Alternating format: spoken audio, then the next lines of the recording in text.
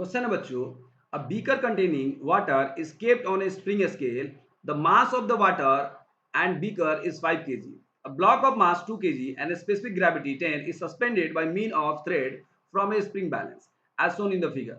The reading of scale S1 and S2 are respectively. बच्चों situation ये है बच्चों कि यहाँ पे एक बीकर है, उस बीकर में एक लिक्विड है और लिक्विड स्पेसिफिकली वाटर कहा है उन्होंने, है ना, और एक कंप्लीट बीकर एक स्प्रिंग बैलेंस पे रखा गया है। एक दूसरे स्प्रिंग बैलेंस की मदद से और एक थ्रेड की मदद से एक ब्लॉक ऑफ मास हैंग कर दिया गया इस लिक्विड में कंप्लीटली इमर्ज करके। सवाल यह है कि दोनों ही स्प्रिंग का रीडिंग क्या है। स्प्रिंग तो बच्चों यहाँ पर वेट मेजर करेगा, है कि नहीं, लेकिन एपरेंट वेट मेजर करेगा। कौन सा वेट मेजर करेगा बच्चों? Apparent wait. क्या उसका मतलब है, देखते हैं बच्चों। तो यहाँ पर मास ऑफ जो बीकर है इसको हम लोग M2 मान लेते हैं, तो ये M1 मान लेते हैं। सो M1 दे दिया है बच्चों 5 kg, ठीक है। And mass of the block है जो इसको हम लोग M2 मान लेते हैं, और ये कितना दे दिया है बच्चों? सो 2 kg दे दिया है। So this is 5 kg and this is 2 kg and specific gravity 10, यानी कि मास ऑफ जो ब्लैक, यानी कि specific gravity of the block है ना, रो 2 आप कह सकते हैं या रो बी कह सकते हैं। So rho B upon rho water that is specific gravity, ये दे दिया है 10। तो यहां से आप डेंसिटी ऑफ द ब्लॉक निकाल सकते हैं। कैसे? 10 इंटू 10⁻³ दैट इज ये हो जाएगा 10⁻4 kg पर मीटर क्यूब बच्चों। अब चलिए बच्चों हम लोग निकालते हैं। सबसे पहले हम लोग यहाँ पर S2 की बात करेंगे, है ना। अब ये बेसिक फंडा क्या है, अपरेंट वेट मेजर करता है। कैसे? इसका अपरेंट वेट इसके टेंशन को काउंटर बैलेंस करेगा, यानी स्ट्रिंग में जो टेंशन है वो इसको मेजर करेगा। तो यहाँ पर कौन कौन से फोर्सेस लग रहे हैं बच्चों देख लीजिए। अगर इस ब्लॉक की बात किया जाए तो ये S2 की बात करते हैं, तो ये ब्लॉक है, जरा गौर से समझिएगा। इस ब्लॉक पे एक तो नीचे लगेगा mg, और कौन सा मास बच्चों? M2g, तो M2g हम लोग ले लेंगे, ठीक है। ऊपर लगेगा बच्चों, चूंकि लिक्विड को डिस्प्लेस किया हुआ है तो यहां पर लगेगा थ्रस्ट, एंड ये जो स्प्रिंग है वो लगाएगा स्प्रिंग फोर्स का ये या टेंशन फोर्स का ये। और हम जानते हैं कि यही जो टेंशन का वैल्यू होगा वो मेजर करेगा, दैट इज अपरेंट वेट आप कह सकते हैं, है ना। तो चलिए बच्चों सबसे पहले हम लोग थ्रस्ट कैलकुलेट कर ले। थ्रस्ट, तो थ्रस्ट क्या होता है बच्चों?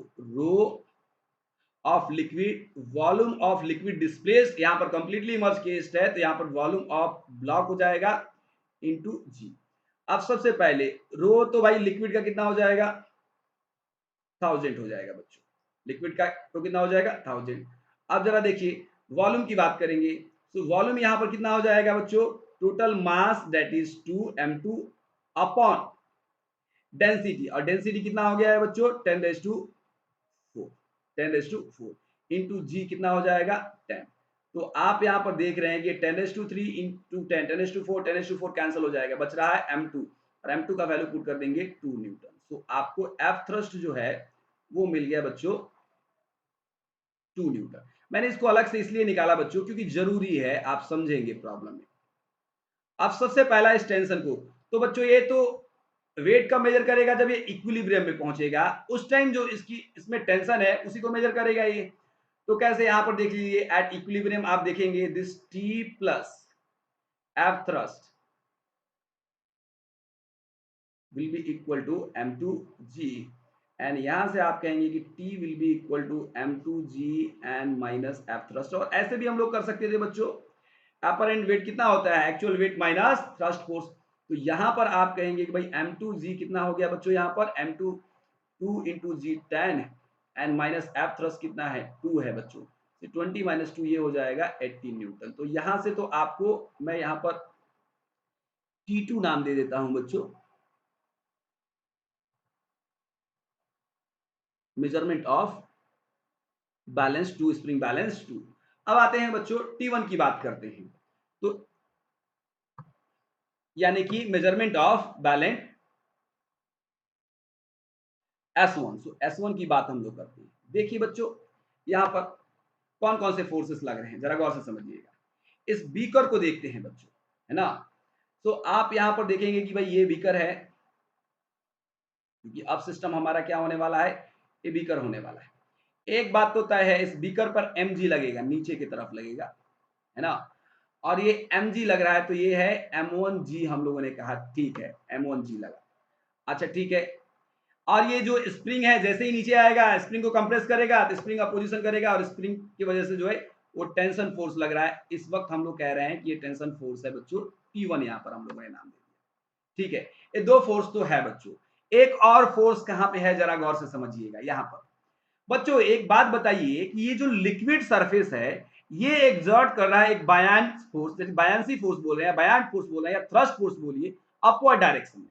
तो Newton third law of motion यहां पर भी अप्लाई होगा, every action has equal and opposite reaction, यानी कि ये ब्लॉक भी इस लिक्विड पे अप्लाई करेगा एक फोर्स जिसको आप बोलेंगे एफ थ्रस्ट फोर्स। यस बच्चों, तो ये ब्लॉक भी जो है वो लिक्विड पे अप्लाई करेगा और ये कौन सा फोर्स होगा, सो एफ थ्रस्ट फोर्स होगा। और इक्विलिब्रियम में क्या होगा बच्चों, so net downward force will be equal to net upward force. So net downward force क्या है बच्चों, सो नेट अपवर्ड फोर्स है T1 and net downward force है m1g and plus F thrust. तो m1g कितना हो जाएगा बच्चों, सो यहाँ पर 5 kg है into 10 and plus 2, so this will be 52 Newton बच्चों। तो आप यहाँ पर देख रहे हैं ये जो थ्रस्ट है अपर स्प्रिंग बैलेंस के लिए अपरेंट जो वेट है बच्चों एक्चुअल वेट से कम कर दे रहा है, लेकिन जो लोअर बैलेंस है वहां वेट 2 kg इंक्रीज कर दिया, यही थ्रस्ट बच्चों है ना बच्चों। सो देयरफॉर ऑप्शन क्या हो जाएगा,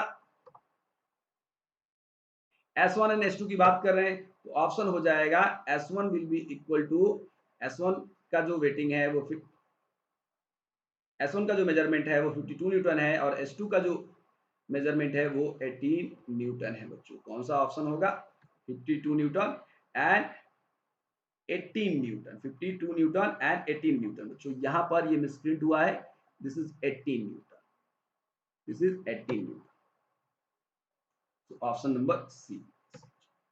Thank you very much.